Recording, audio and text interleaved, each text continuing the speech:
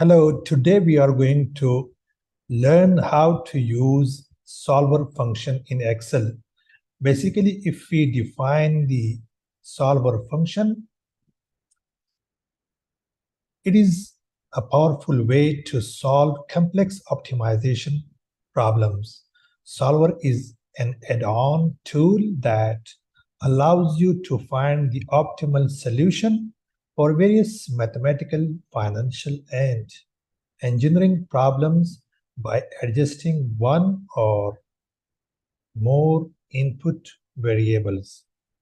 So this is a simple data of profit and loss account of a business, and I want to use the solver function on this data.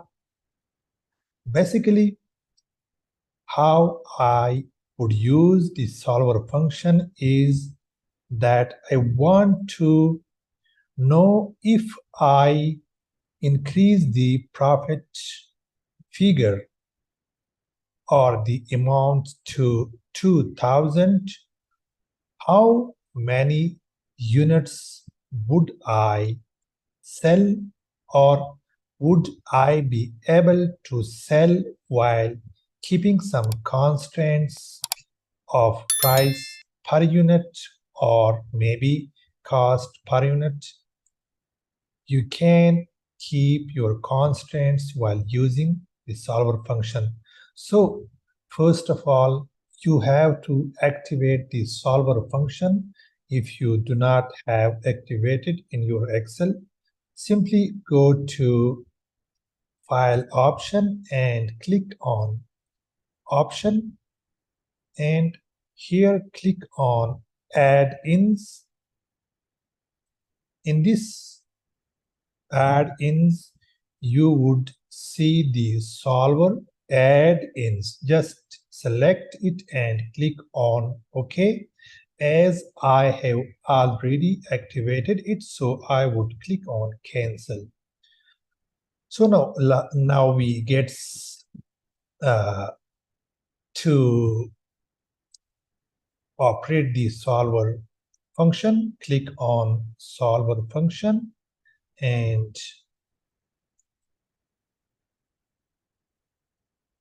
just reset me all of the values. You would get this dialog box with empty values. First of all, select the cell which is your goal or which you want to achieve as your objective. I want to make changes in this cell and I want to get a profit of 2000, and I want to make changes in these cells that should be suggested by this function.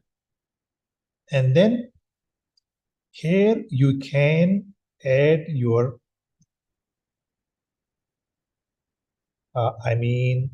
the values that you want to be your constraints. Before setting these values, I just want to check what are the results without these constraints. Click on Solve. Here you can see that in order to get to 2000 profit, you have to sell 619 units. Now let's get back to the function and we put some constraints also. Click on Add, and I want that